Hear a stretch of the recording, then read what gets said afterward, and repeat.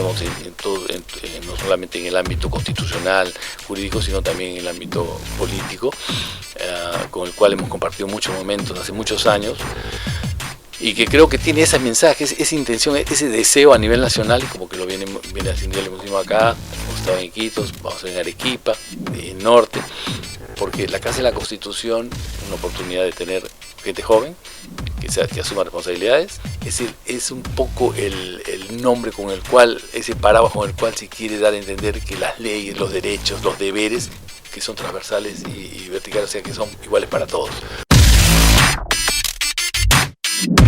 Todos los jueves de 8 a 9.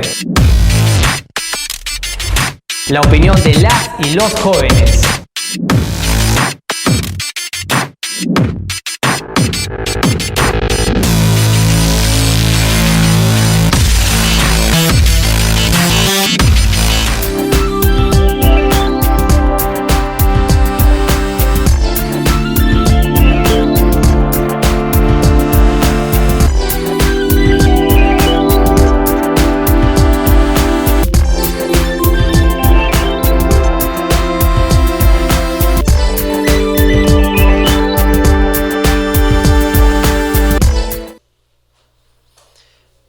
Buenas noches, bienvenidos nuevamente a esta su Casa de la Constitución, en nuestro programa Derecho y Sociedad. Mi nombre es Salvatore Trippi, que en esta oportunidad tenemos muchos temas de actualidad que vamos a tratar.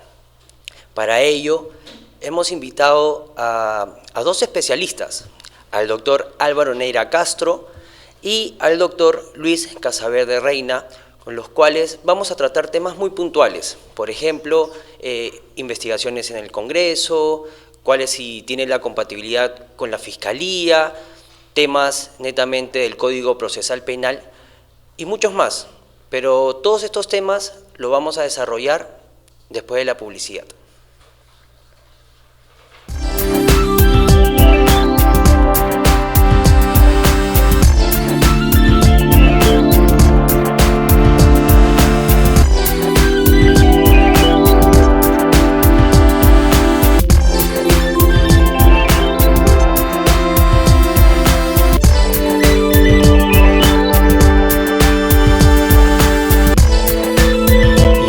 Lo saludamos, sabemos que es un gran profesional, un mejor político, una buena persona, y yo creo que la labor que le está haciendo con los jóvenes del Perú, del país, con la Casa de la Constitución y con las tareas enmendadas a los jóvenes del Perú, yo creo que debemos alabar su tarea, muy profesional, muy política, muy costosa en términos de sacrificio personal, familiar, y le deseamos la mejor de las suertes. Gracias, Tito.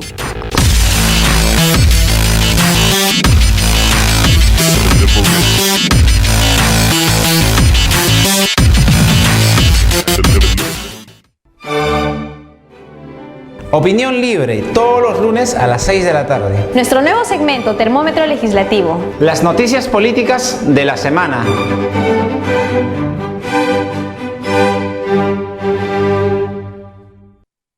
Buenas tardes, soy Ángela Canto Buendía, representante de Pacto por el Perú.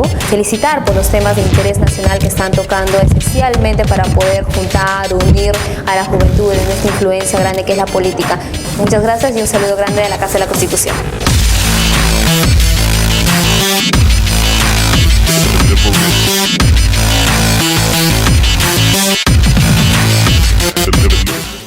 Hola, mi nombre es Marco Ramírez, presidente de Ashanti Perú, la red peruana de jóvenes afrodescendientes. Quiero mandar un saludo a la Casa de la Constitución Televisión. Creo que es un espacio muy interesante que está generando la reflexión de la democracia a partir de los jóvenes en el Perú. Un saludo y que sigan los éxitos.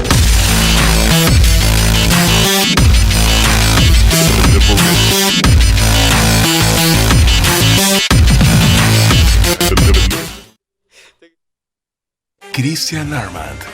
Mucho más para tu elegancia. El estilo que tu imagen necesita. Trajes perfectos. Únicos momentos.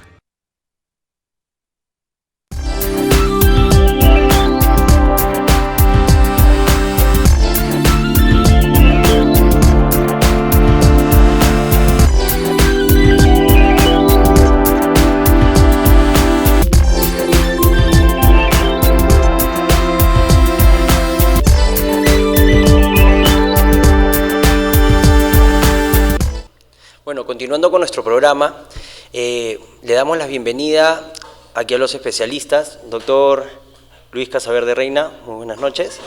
Buenas noches, Salvatore, ¿cómo estás? Gracias por la invitación.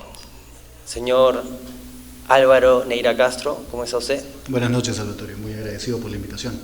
Bueno, miren, la invitación se da porque actualmente se están desarrollando muchos temas. Vemos muchas investigaciones en el Congreso, vemos temas también de delincuencia, de crimen organizado, y todo eso se va desarrollando y es posible que mucha gente piense que no existen herramientas que se puedan utilizar en el derecho para poder contrarrestar este tipo de delitos. Pero la sociedad en realidad lo que busca es qué es lo que pasa cuando se investiga en el Congreso y cuando se investiga también a nivel fiscal. A veces puede haber algún tipo de incompatibilidad entre ellos. O sea, la investigación que se realiza en el Congreso sirve después para poder investigar a nivel fiscal. Ese es un tema que en realidad quisiera tratar con ustedes y no sé, o sea, ¿cuál es la opinión que tienen ustedes respecto, por ejemplo, las investigaciones del Congreso? ¿Cómo se dan? Bueno, para empezar, ¿no, Salvatore? Nuevamente agradecerte la invitación, la deferencia que has tenido de invitarnos a discutir este tema. Bastante importante, ya que se puede prestar a muchas confusiones. Mucha gente, tal vez inclusive hasta gente de derecho, no entiende el mecanismo que se tiene a nivel tanto del Congreso como a nivel de la investigación dirigida por el Ministerio Público. ¿Por qué se llevan dos investigaciones respecto a un mismo hecho?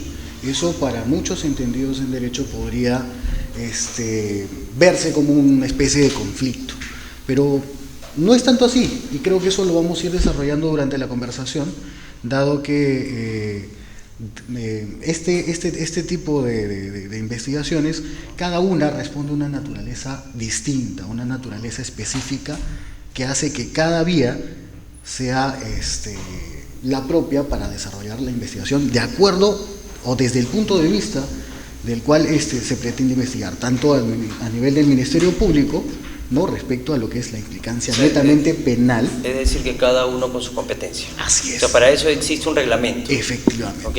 Doctor Casaverde, ¿y usted qué opina sobre eso? Claro, o sea, bueno, en principio soy de la opinión de que en nuestro sistema legal ya existen las herramientas necesarias para combatir los diversos fenómenos delincuenciales.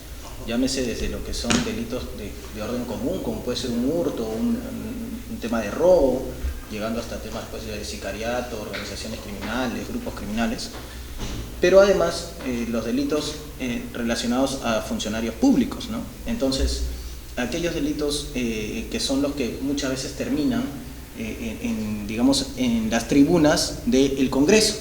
Entonces, particularmente considero yo que existen las herramientas legales, ¿no? Entonces, las herramientas legales están desde el ámbito fiscal, judicial, y además existe pues toda una serie de reglamentos, ¿no?, y de normas de orden administrativo, ¿no?, que permiten que el Congreso, por ejemplo, lleve a cabo pues investigaciones para tanto funcionarios de alta jerarquía e incluso para personas particulares, ciudadanos comunes, que están relacionados de alguna u otra forma de repente a hechos de interés público, que así establece la Constitución. Ahora, ¿no?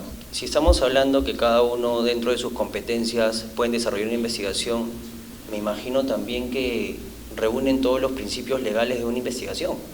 Es decir, por ejemplo, el principio de legalidad, pero eso le corresponde al Ministerio Público. O sea, también hay principio de legalidad dentro de una investigación en el Congreso. Lo que ocurre, por ejemplo, es que justamente el tema de las investigaciones realizadas por el Congreso han venido siendo, digamos, ya también evaluadas por el Tribunal Constitucional oportunamente, ¿no? Porque nosotros, como ciudadanos, debemos saber de que existe normas de carácter, digamos, jurisdiccional y garantías de orden procesal, que son las que regulan el cómo se debe desarrollar un proceso adecuadamente sin vulnerar justamente derechos fundamentales que le asiste a todo ciudadano, ¿no? Entonces nosotros como ciudadanos tenemos que saber que existe el debido proceso, que existe el derecho a la tutela jurisdiccional, es decir, que yo como ciudadano tengo derecho a concurrir ya sea al Ministerio Público o ya sea al Poder Judicial, a efectos de hacer valer un derecho que yo tengo y quiero exigir. Es decir, si durante la investigación que se realiza en el Congreso tú te ves vulnerado en tus derechos constitucionales, ¿cuál es el mecanismo que puedes aplicar? O sea, ¿interpones algún tipo de acción? A ese nivel existe, primero, ¿no?, que existe la reglamentación adecuada para que eso no suceda. Es decir, como lo dijo el doctor Casaverde, existen lineamientos, existe un principio también de respeto a las normas, ¿verdad?, sobre el cual tienes que basarte para poder realizar una investigación a nivel congresal. A nivel del Congreso, para poder realizar una investigación, tú tienes que respetar los derechos fundamentales. De lo contrario, esa investigación no va a devenir en nada. Exacto, y es lo que venía ocurriendo anteriormente. Por ejemplo, el Congreso hace algunos años venía realizando, digamos, procedimientos de investigación inquisitivos, es decir, absolutamente secretos. Te notificaban, ¿no?, para que asistas al Congreso y tú no sabías en calidad de qué estabas asistiendo al Congreso. No sabías ni siquiera por qué te ibas a defender. Ni siquiera te decían para qué. Pero eso no es vulnerable. Claro, entonces, justamente lo que ocurría. Exacto, o sea, los principios que regulan el sistema procesal en nuestro país regulan tanto los procedimientos administrativos, los procedimientos fiscales, los procesos judiciales y los procesos que se lleven en el Congreso. No pueden estar exentos de lo que la normativa nos rige para todo tipo de procesos. El respeto a la legalidad, el respeto a los derechos, el respeto a la intimidad. O sea, no se pueden tocar temas que al Congreso se le antoje simplemente por tratar de indagar algún hecho o la comisión o establecer la responsabilidad de alguna persona respecto a algún hecho. Se tienen que seguir ciertos lineamientos. Pero ahora, ya, el Congreso ya investigó, ¿cierto? Ya realizó la investigación. Respetando derechos. Respetando el derecho. Y lo ha establecido el Tribunal Constitucional. Respetando el derecho porque ya está reconocido a nivel del Tribunal Constitucional que se puede dar. Así es. Que tienen una competencia para poder investigar. Que tiene que cumplir el debido proceso. El debido proceso, ya, ok. Pero, sin embargo, las personas se preguntan, me investigan en el Congreso y después me vuelven a investigar a nivel fiscal. ¿No estaría allí usurpando funciones del principio de legalidad que tiene el fiscal de la nación en este caso? Bueno, lo que ocurre es lo siguiente, ¿no? Hay que reconocer la diferencia en la naturaleza de la investigación de cada una de ellas, ¿no? O sea, la investigación que se realiza digamos, a un alto funcionario o a un ciudadano común en el Congreso tiene una naturaleza absolutamente distinta de la investigación que se te realiza en la Fiscalía o de la investigación que se le realiza a nivel judicial a una persona, a un ciudadano, ¿no? Entonces, la naturaleza de las investigaciones que se hacen en el Congreso son de orden político, en principio, ¿no?, y hasta cierto punto administrativo. Sin embargo, las investigaciones que hace la Fiscalía, por ejemplo, tienen una naturaleza especial, ¿no?, y el Tribunal Constitucional también ha señalado que es una naturaleza sui generis. ¿Qué quiere decir esto? Que si bien no es jurisdiccional, porque el fiscal no es un juez, no es un órgano jurisdiccional, tiene una naturaleza especial que se asemeja mucho a la jurisdiccional y que por eso también debe cumplir con ciertas garantías, ¿no? Ahora, cuando investigan a una persona a nivel del Congreso, pues se le realiza un procedimiento distinto, administrativo, ¿no? ¿Y el Congreso tiene un poder coercitivo para llamar en forma compulsiva a una persona? Antes de pasar al punto del poder coercitivo que pueda tener el Congreso o no, para cerrar el tema anterior, respecto a la duplicidad que podría aparentar la investigación del Congreso con la investigación del Ministerio Público, podría entenderse un poco para explicarlo, digamos, en fácil, las investigaciones que se realizan en el Congreso, dado que el Congreso tiene facultades para investigar por control político, ¿ya?, puede solicitar a diversas autoridades, a diversas personas, que se les brinde información a fin de recabar indicios respecto a la comisión de algún hecho, no una calificación jurídica de delito, sino un hecho, ¿no? Y esa investigación podría tal vez equipararse, de repente un poco, estoy forzando un poco la figura para que se entienda, ¿no?, con una investigación preliminar. ¿Por qué? Porque esa investigación, esas conclusiones, podrían servir de indicios para que el Ministerio Público pueda investigar a profundidad, de acuerdo a sus competencias, ¿no?, el hecho pero ya a nivel penal. Ya, pero a ver, si tiene la misma equivalencia o lo homologa con una investigación preliminar, ¿se puede reproducir nuevamente el tema de las diligencias que se han realizado en el Congreso? A ver, sí podría. ¿Por qué? ¿Por qué? Porque justamente lo que decíamos, hay una naturaleza distinta de cada investigación. Lo que debe saber un ciudadano, por ejemplo, que se pregunta por qué motivo, ¿no?, a una persona la están investigando en el Congreso y después o paralelamente en la Fiscalía, ¿no? En principio, por el mismo hecho a un alto funcionario, por ejemplo, se le puede investigar en el Congreso con la finalidad de que se le realice una investigación a nivel de la Fiscalía de la Nación.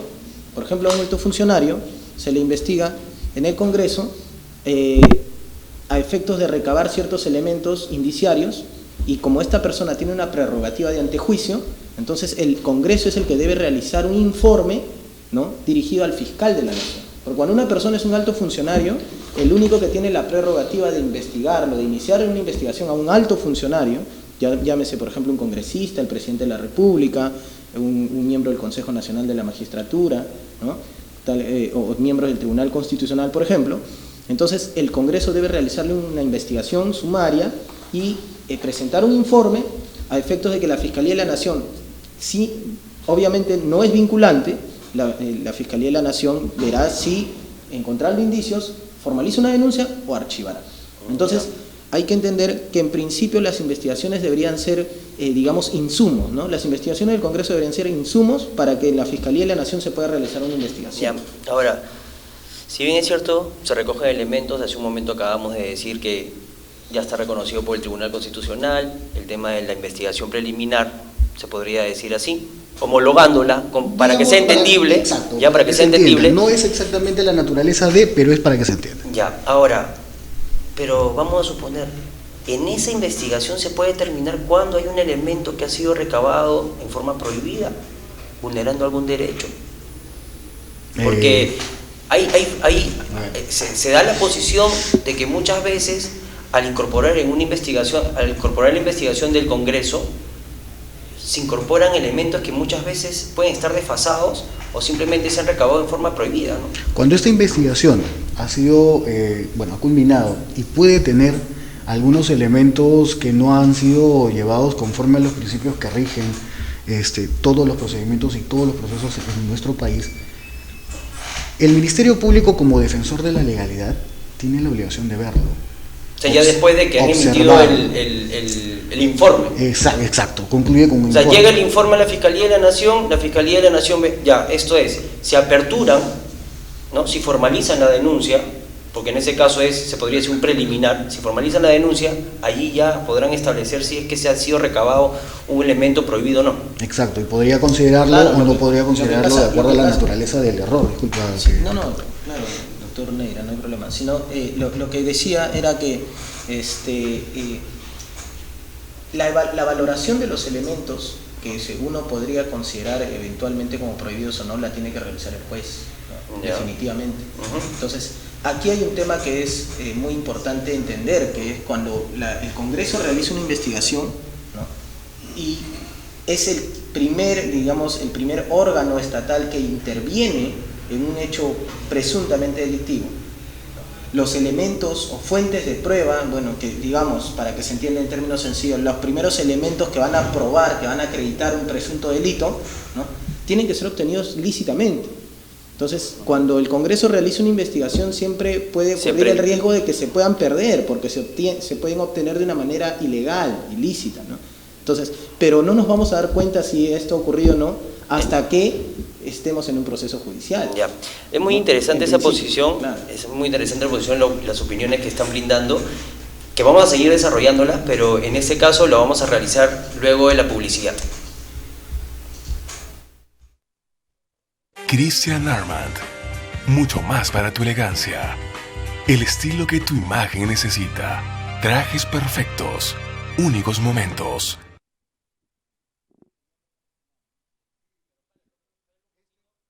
Tito Borea, un maestro al que reconocemos no solamente en el ámbito constitucional, jurídico, sino también en el ámbito político, con el cual hemos compartido muchos momentos hace muchos años. y que creo que tiene ese mensaje, esa intención, ese deseo a nivel nacional, y como que lo viene haciendo el último acá, hemos estado en Iquitos, vamos a estar en Arequipa, en Norte, porque la Casa de la Constitución es una oportunidad de tener gente joven, que asuma responsabilidades, es un poco el nombre con el cual, ese paraguas con el cual se quiere dar a entender que las leyes, los derechos, los deberes, que son transversales y verticales, o sea que son iguales para todos. Todos los jueves de 8 a 9. La opinión de las y los jóvenes.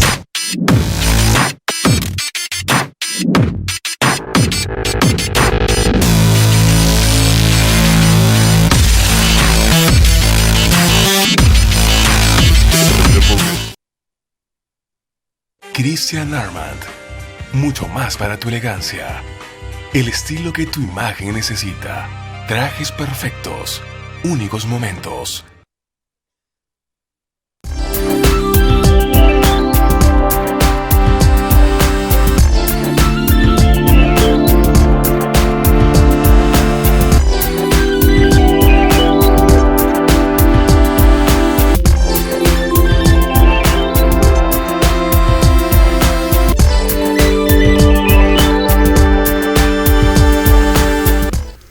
Continuando con el programa, estamos hablando sobre el tema de las investigaciones en el Congreso y su compatibilidad o incompatibilidad que puedan tener con la Fiscalía.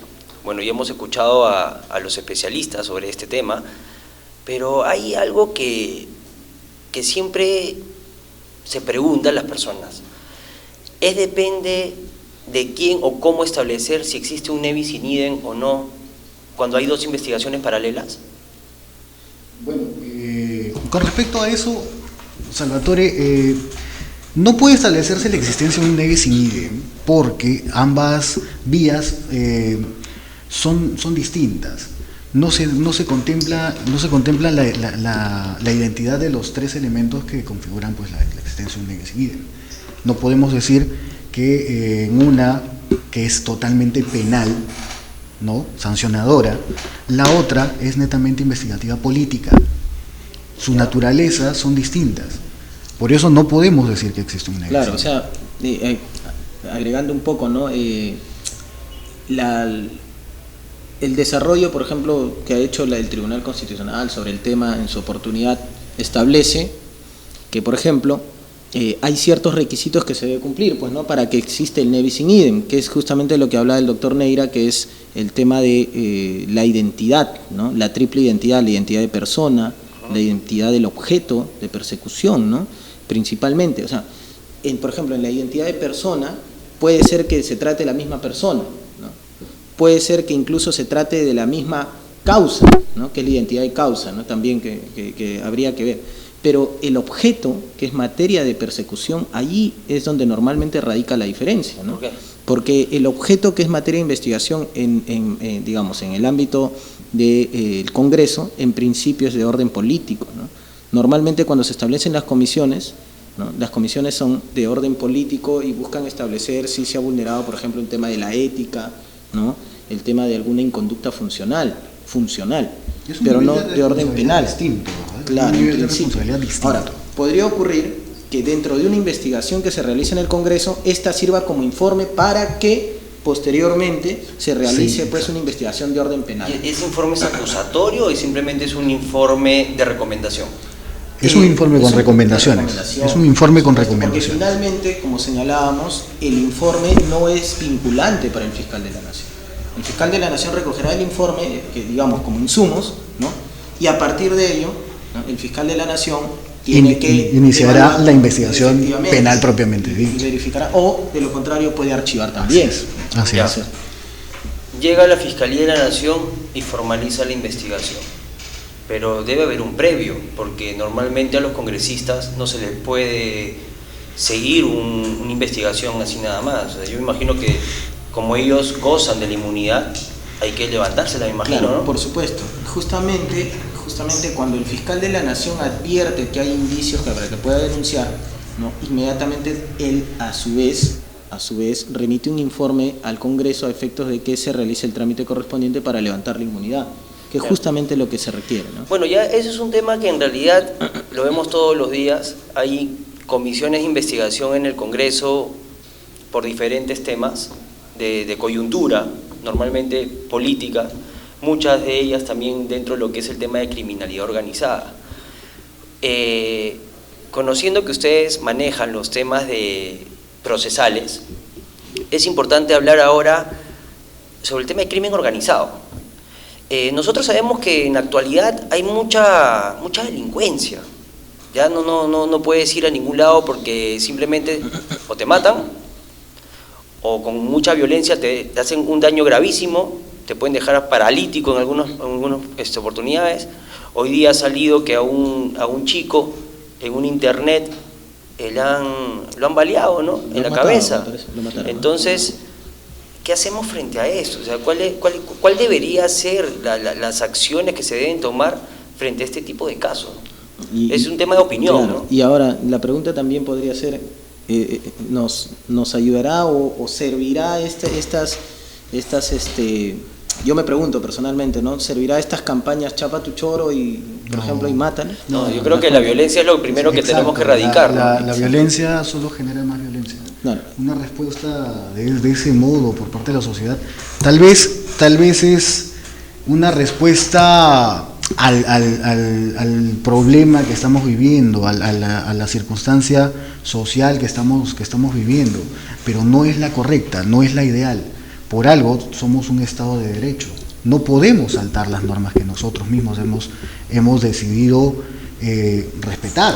O sea, claro, yo lo planteaba con cierta ironía en realidad, ¿no? Porque en realidad este tipo de situaciones de atrapar a un delincuente, digamos, de delitos de bagatela, de delitos menores, ¿no? Este tipo de campañas evidentemente no va a servir, por ejemplo, para situaciones de crimen organizado, de organizaciones delictivas.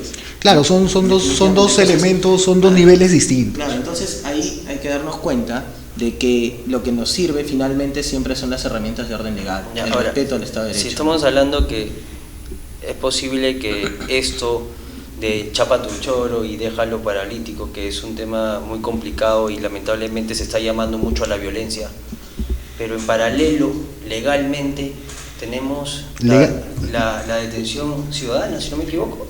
Claro, en realidad, por ejemplo, existe el arresto ciudadano. Claro, el arresto ciudadano. Lo que pasa es que, si bien legalmente se ha establecido la potestad para que un ciudadano realice una detención, ya esto implica demasiados riesgos para una persona que no está preparada. Estamos hablando de alguien que haya recibido un entrenamiento especial para reducir a otra persona. Puede implicar inclusive hasta la respuesta agresiva del delincuente e inclusive hasta quitarle la vida a la persona que está intentando realizar un arresto, una detención ciudadana. ¿Qué es lo que debe ser el ciudadano? O sea, ya vamos a suponer, se da el arresto ciudadano, ¿ya? Para no llegar a ese nivel de violencia que mata, lo quema, o déjalo paralítico, que es un tema totalmente que no se puede aceptar, por lo mismo que estamos en un Estado de Derecho, pero ya, arrestan al delincuente. ¿Qué es lo que tiene que hacer? Inmediatamente ponerlo a disposición de la policía. Por supuesto. Claro.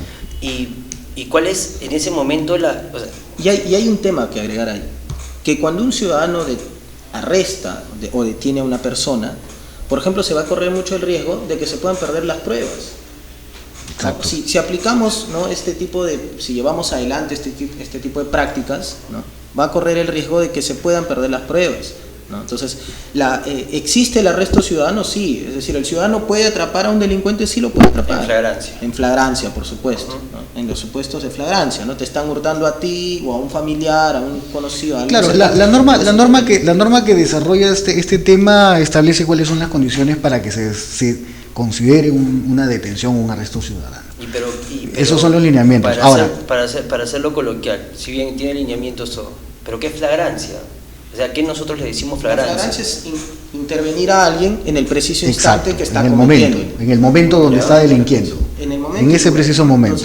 Entonces el ciudadano puede en ese momento arrestar, detener, atrapar al delincuente y conducirlo inmediatamente a la dependencia policial más cercana. Claro, pero disculpa un segundo, solamente para terminar esta idea. es el hecho de que una persona, como bien lo mencionaste, Salvatore, podría esto afectar los elementos probatorios, los elementos indiciarios que pudieran existir. Sí. ¿Por qué? Porque una persona, un ciudadano común, no tiene el entrenamiento que un efectivo policial tiene para no afectar, salvaguardar las pruebas. Salvaguardar las pruebas. Claro, exacto. Entonces, obviamente, si bien existe, como yo decía, para el arresto ciudadano, esto no debe ser la regla, pues, ¿no? Sino la excepción, ¿no? Entonces, la regla es que intervenga, pues, alguien que está capacitado para ello, que es normalmente un miembro de la Policía Nacional, ¿no? Entonces, ahora, por ejemplo, se da el tema del arresto ciudadano, ya sabemos muy bien que tiene sus requisitos. Tiene sus elementos, tiene claro. requisitos y tiene que ser de acuerdo a ley, y para esto, una vez se arreste, ¿a dónde se lo tiene que llevar? Inmediatamente a la autoridad, dependencia porque policial, lo pueden claro, hacer, claro, porque se puede hacer. Y debe ser. Y debe ser así. Ahora, nuevo Código Procesal Penal. El nuevo Código Procesal Penal te brinda herramientas de investigación, se podría decir, inmediatas, rápidas, ¿cierto? Así es. Entonces, se da el tema de que tienes un proceso común, una vía común, que es todo un proceso largo. Es el proceso general, pero también tienes procesos inmediatos, si no me equivoco. Tienes procesos especiales, ¿no? Entre los cuales está el proceso inmediato, y hay otros tipos de procesos también. Y ahora, este arresto ciudadano, vamos a suponer que se le entregó a la Policía Nacional. La policía tiene que emitir un informe, hablando del nuevo código, porque antes con el antiguo código de procedimientos hablábamos, pues, no de atestados. Claro. Ahora hablamos de informes. Informe policial. Ahora, en el informe, que si bien se le corre traslado a la fiscalía, pues la fiscalía tiene que ver todos esos temas, si se dio toda la tutela que se puede dar para los temas probatorios, ¿el fiscal puede realizar algún tipo de acusación directa? Por supuesto, claro. Y justamente existen varios procedimientos, ¿no? Entre los procedimientos especiales tenemos el procedimiento inmediato y la acusación directa, ¿no? Entonces, justamente, dependiendo del estado, ¿no? Por ejemplo, si encuentras a alguien en flagrancia y tienes todos los elementos suficientes para acreditar la responsabilidad penal de una persona, el fiscal puede establecer un proceso inmediato. Es decir, saltarse toda la etapa intermedia, ¿no? Y pasar directamente a emitir una acusación. ¿Te das cuenta? Entonces, sí se puede, y más aún cuando hace poco, recién la semana pasada, se ha emitido una resolución, claro, en la cual se ha establecido, ¿no?, el ingreso en vigencia del proceso inmediato a nivel nacional. A nivel nacional, porque... Claro, ¿por qué? No estaba vigente anteriormente, porque por cuanto el nuevo código todavía no está vigente a nivel nacional. Claro. El proceso inmediato estaba vigente en aquellos lugares donde el nuevo Código Procesal Penal está en vigencia, ¿no?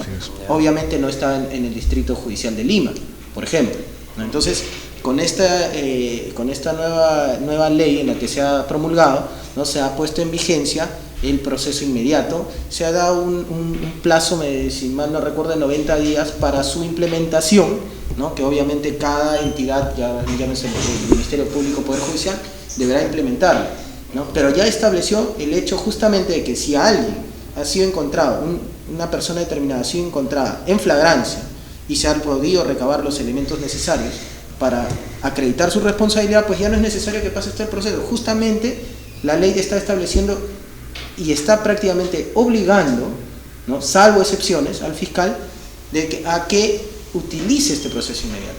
Salvo, dice, cuando haya complejidad en el caso. Cuando haya complejidad, ¿no? Evidentemente. Ahora, bueno, el público dirá, ¿no?, elementos, siempre hablan de elementos. ¿Por qué elementos? ¿Por qué no hablar de prueba? La prueba se da en el proceso judicial, no se puede constituir antes. Claro, lo que pasa es que en realidad, pues, estamos hablando de repente un poco en forma técnica, ¿no? Porque, digamos, coloquialmente hablaríamos de prueba en un sentido amplio. Claro, ¿no? Yo puedo decir que el arma que fue encontrada en las manos del delincuente, con la cual se cometió el homicidio, es la prueba de que él lo ha cometido, efectivamente, ¿no? En un sentido amplio. En un sentido amplio, un sentido coloquial, es lo que demuestra que esta persona mató a la otra. Perfecto.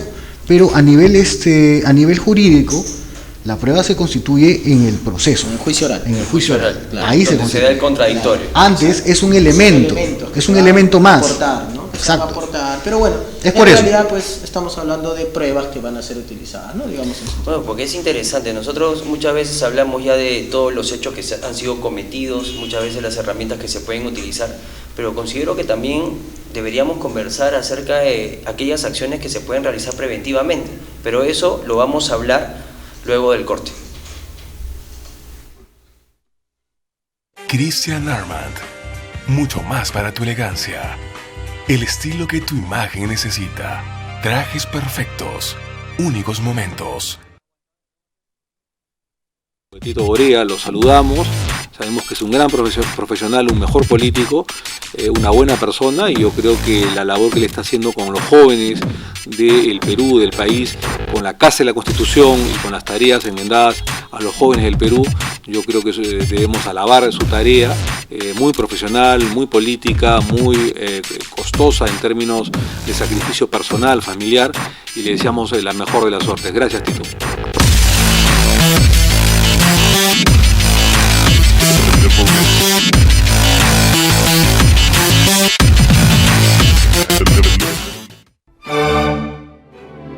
Opinión libre, todos los lunes a las 6 de la tarde. Nuestro nuevo segmento, Termómetro Legislativo. Las noticias políticas de la semana.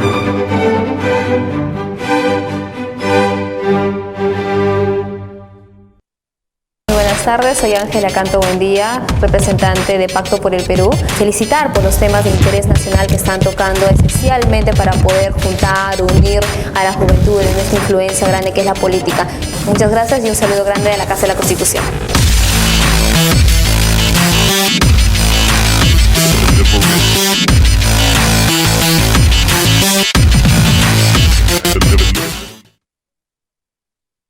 Christian Armand, mucho más para tu elegancia. El estilo que tu imagen necesita. Trajes perfectos, únicos momentos.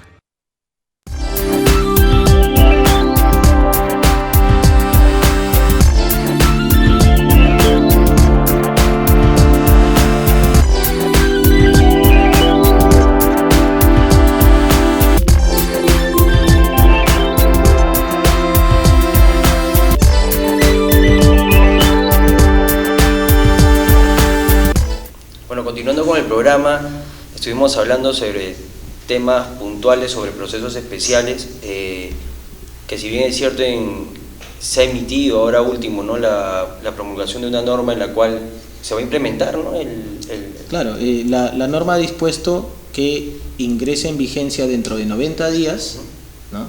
Entre en vigencia dentro de 90 días el proceso inmediato, ¿no? Ha establecido, digamos, un plazo en el cual se va a esperar que las instituciones encargadas de llevar a cabo, ¿no? de llevar adelante este tipo de procesos especiales, dispongan de los recursos, implementen la logística, ¿no? 90 días. Luego de los 90 días entrará en vigencia, el proceso inmediato, ¿no?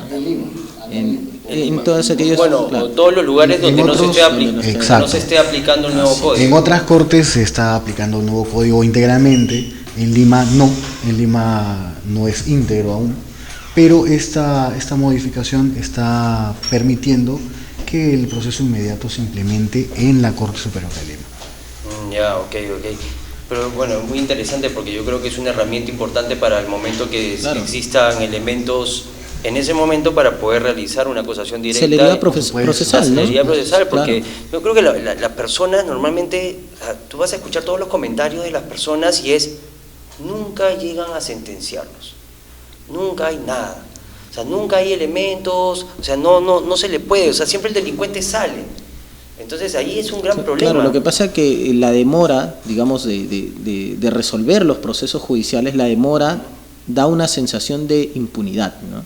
En la población. Sí, entonces la demora, es lo que de repente dentro de 2 o 3 años terminan condenando al imputado, al procesado, al delincuente. Sin embargo, pues ya la población al ver que dentro de los 6 meses o el año siguiente no hubo ningún resultado concreto, considera ya que ha habido impunidad, ¿no? Entonces ahí es un tema de información, pero que lamentablemente hay situaciones de los procesos, ¿no? Que todavía a veces la ciudadanía no ha logrado digerir, digamos. Otro factor que también debe tenerse en cuenta es que el manejo de los plazos por parte de los operadores el caso del nuevo código, los plazos son cortos, efectivamente, son cortos. El Ministerio Público tiene poco tiempo ya para poder realizar una investigación. Eso tal vez no ha respondido logísticamente ya a lo que se esperaba, a la expectativa de la implementación del nuevo código. Eso no sé, tal vez si sea materia de una corrección, tal vez una revisión de los tiempos que maneja el nuevo Código Procesal Penal, pero es uno de los factores que influye a que un poco se dé esa sensación de impunidad, como lo dijo el doctor Casaverde, porque al no cumplir estos plazos, el Ministerio Público, la misma policía, debe liberar o debe soltar a los investigados. Por un tema de habeas corpus, muchas veces, puede ser una tema tutela de de habeas derecho, corpus, o simplemente porque se vence el plazo. Exacto. Pues, ¿no? Si el proceso dura demasiado, se vence el plazo de claro, detención. un detenido en provincia que lo detengas en una zona bastante alejada hasta llevarlo a la sede fiscal o a la sede jurisdiccional respectiva, bueno, ya pasó, podría haber pasado inclusive hasta el día completo. Ya, pero yo considero que si estamos hablando de, por ejemplo, delincuentes que ya su actuar es común, es de día a día, porque tú escuchas en las noticias, ¿no? Ese siempre me roba en la esquina, ese siempre sale, llega a la comisaría, lo llevan, viene el fiscal, le toma su declaración, y no pasa nada, pero yo creo que es un tema ya de herramientas. Hay diversos factores que podrían responder un poco esa sensación. Diversos factores, son muchos factores: corrupción, tiempos, logística, buscar respuestas. Exacto. ¿No? Habría que buscar respuestas. Habría que buscar ¿no? soluciones. Mecanismos preventivos, ¿no? Así es. Ya, repente, pero ¿no? ¿Y mecanismos preventivos cómo serían? Bueno, definitivamente la ciudadanía debe entender, creo yo, que el derecho penal siempre va a ser la última respuesta, o debería ser así, ¿no? A veces, los medios o de diversas formas se busca vender como que el derecho penal va a ser la solución de los problemas, ¿no? La solución de los problemas sociales, porque en realidad el tema de la delincuencia es un problema de orden social, en principio, ¿no? Entonces, y se busca como solución solamente, ¿no? Cuestiones de orden legal, represión. Claro. Entonces, particularmente consideramos pues que el trabajo debe ir desde las bases, desde otro punto de vista, ¿no? Claro, la respuesta no es penalizar todas las conductas habidas y por haber. Claro. Tienen que haber otras soluciones. El derecho penal no está diseñado para ser el sancionador de absolutamente todo. No puede ser la respuesta el hecho de aplicar una sanción para acabar con el problema. No se trata de muerto el perro, muerta la rabia, no se trata de eso. Es un tema de política criminal en realidad, ¿no? Es un tema de política. Es lo que pasa en realidad, pues, ¿no? Porque lo que se está dando son respuestas de orden mediático, ¿no? En muchas ocasiones, entonces, pero que son necesarias, ojo. Son necesarias muchas veces, ¿no? Entonces, tanto la policía, la fiscalía y el Poder Judicial tienen que realizar su labor. Claro, pero sin embargo hay que complementar, ¿no? Por ejemplo, como tema mediático, normalmente se emitieron ahora último, el tema del marcaje, por ejemplo, ¿no? El marcaje se emitió por un tema mediático. Porque el sicariato, ¿no? Marcaje, reglaje, había bastante el tema del sicariato, ¿no? Tipo penal. El feminicidio. O sea, es un tipo penal netamente mediático. Exacto. Porque, nosotros tenemos los tipos penales que es el homicidio, ¿no? Claro, el homicidio por lucro, pues, ¿no? También. El homicidio por lucro, que es lo que ahora se ha, puntualizado en un delito que se llama como sicariato, ¿no? Que ya existía, ¿no? Ya existía previamente dentro del asesinato. Con robo agravado también allí. Claro, podría ser el homicidio por lucro, que es el sicariato puramente, ¿no? El homicidio por lucro, o en el caso pues del robo agravado con subsecuente muerte, ¿no? Y en el caso, por ejemplo, del robo agravado con subsecuente muerte, la pena es pues de cadena perpetua, ¿no? Entonces las penas son graves, las penas son gravosas, son altas, ¿no? Lo que está faltando de repente es que los operadores, ¿no?, del sistema realicen pues mejores labores de repente, ¿no? Mejor investigación, ¿no? Desde la policía de repente una mejor investigación, asegurar bien las fuentes de pruebas, es decir, las pruebas, ¿no? Los elementos indiciarios, o que la fiscalía también acopie adecuadamente y formule una tesis adecuada, ¿no?, de imputación. Ahora, bien hemos hablado sobre el tema de la delincuencia común, porque ese prácticamente ha sido el desarrollo puntual, ¿no? Y ahora con el crimen organizado, ¿qué herramientas tenemos? Tenemos la ley 30.077. Pero ¿qué nos brinda? ¿Cuál es la posición del Estado? Porque es una norma emitida por el Estado, ¿ya? ¿Cuáles son las acciones que nos puede permitir, bueno, a nosotros no, sino a los operadores jurídicos para que puedan accionar en contra de la criminalidad organizada? Bueno, dentro de los parámetros de esta ley que salió este año, a mediados de este año, tenemos una norma más de carácter procesal, netamente procesal. Es una norma que no establece o no crea una figura típica, es una categoría, ¿no? El crimen organizado es una categoría, no es un tipo penal. No podemos hablar de un delito de crimen organizado. Estamos hablando de delitos cometidos en cierta circunstancia denominada crimen organizado.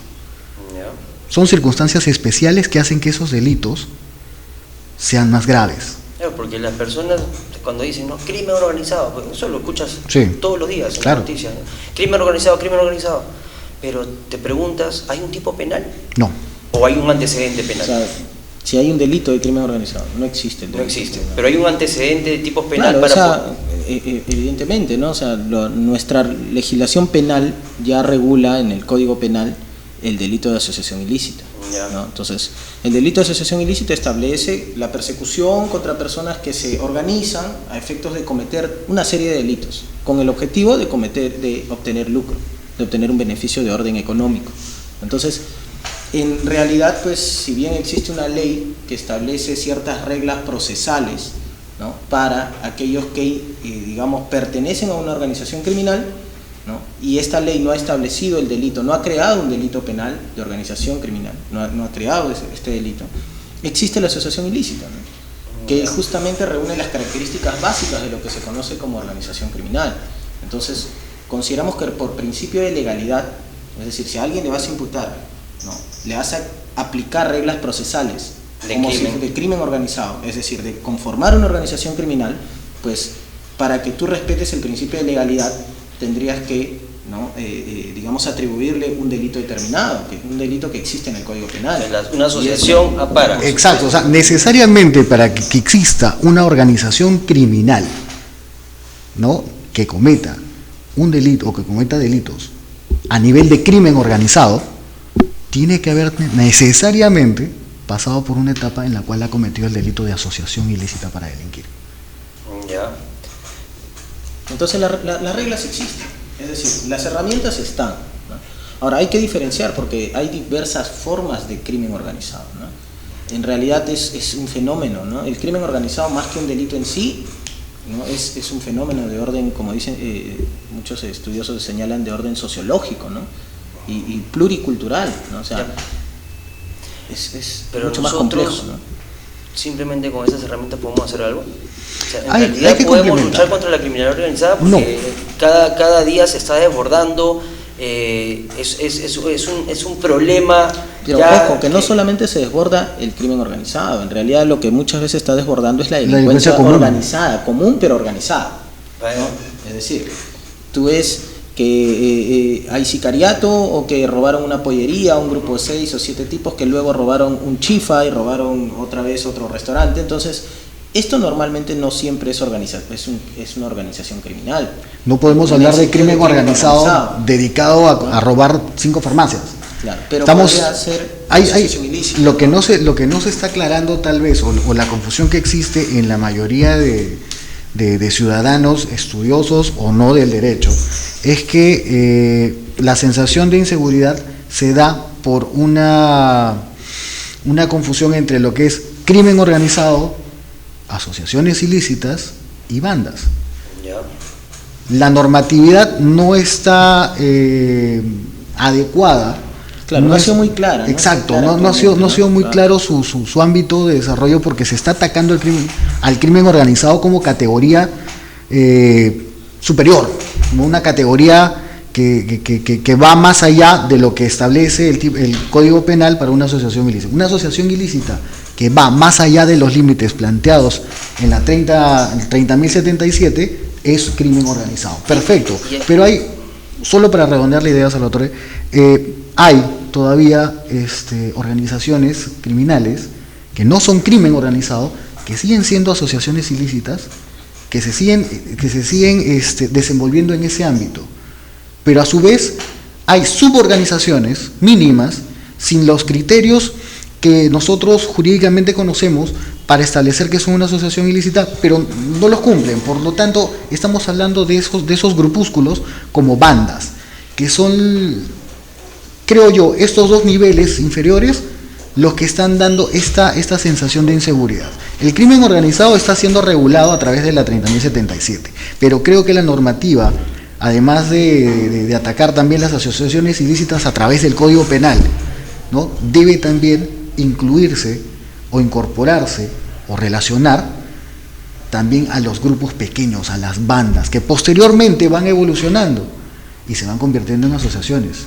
Y luego eso puede evolucionar y convertirse en organizaciones criminales, doctor, de crimen organizado. Está bien, pero ya estamos hablando sobre el tema de herramientas, ya se cometió. ¿Ok? Ya se cometió el delito, todo, ya son parte de organizaciones criminales, puede ser una asociación ilícita, puede ser una banda, ok. Ya. Pero nosotros, o sea, como operadores jurídicos, tanto la Fiscalía, el Poder Judicial, la Policía también, porque siempre van de la mano, porque para eso hay actuaciones conjuntas entre ellos, ¿desarrollan actividades de prevención frente a la criminalidad organizada? ¿Se podría realizar así? O sea, eso es un tema que puede ser común, no sé, de repente con operativos de inteligencia, bueno, no sé. Lo que ocurre acá es que depende cómo lo veas también, ¿no? O sea, la óptica, por ejemplo, desde lo que es el Ministerio del Interior, tenemos conocimiento, hemos podido apreciar por la prensa, ¿no?, que realizan una serie de operativos, ¿no? Entonces, desde esa óptica se podría considerar en cierta forma un trabajo preventivo, ¿no?, porque se podría intervenir a las organizaciones de repente cuando todavía están en estado de elaboración, ¿no?, de los actos de formación iniciales, ¿no?, antes de realizar o ejecutar los delitos para los que ellas se organizan, ¿no?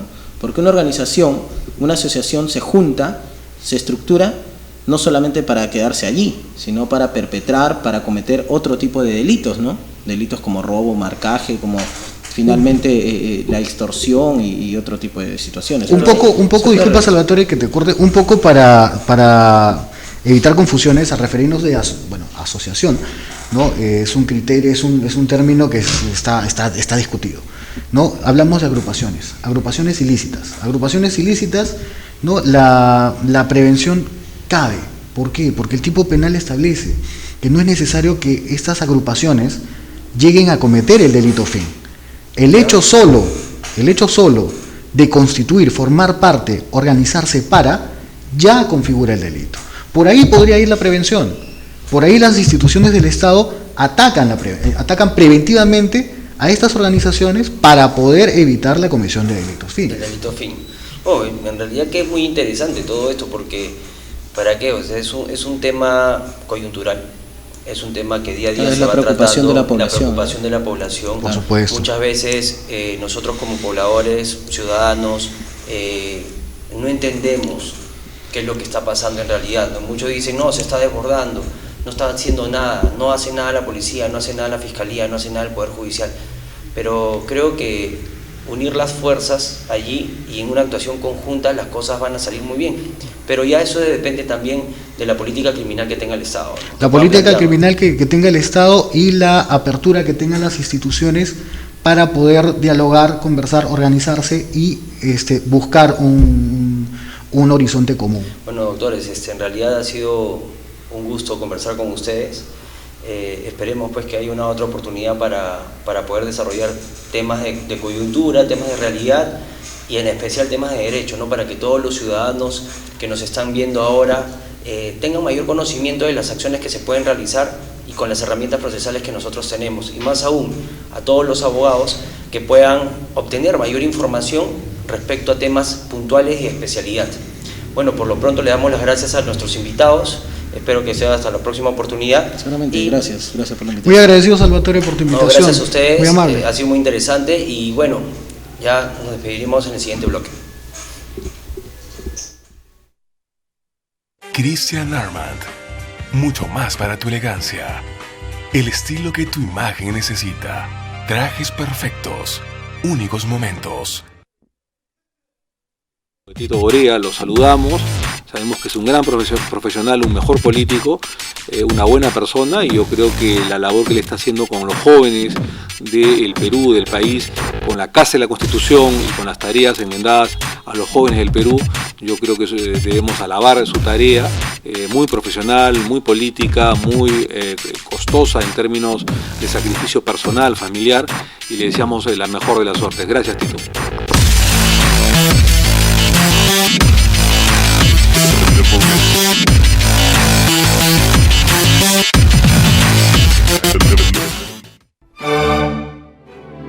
Opinión libre, todos los lunes a las 6 de la tarde. Nuestro nuevo segmento, Termómetro Legislativo. Las noticias políticas de la semana.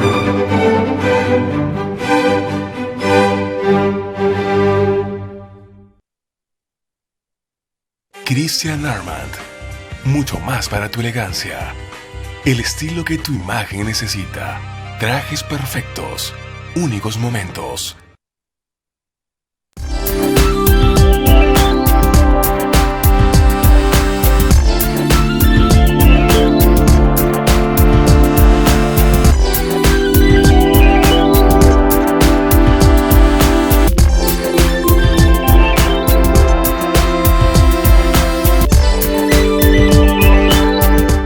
Bueno, lamentablemente el tiempo es ingrato, sin embargo es importante indicar que los temas que se tratan son muy interesantes, y más aún cuando se dialoga con jóvenes abogados especialistas en diferentes temas.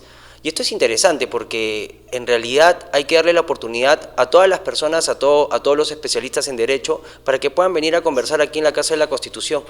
Entonces, hasta nuestro próximo programa, que será el día lunes de 7 a 8 de la noche en nuestra Casa de la Constitución. Cuídense.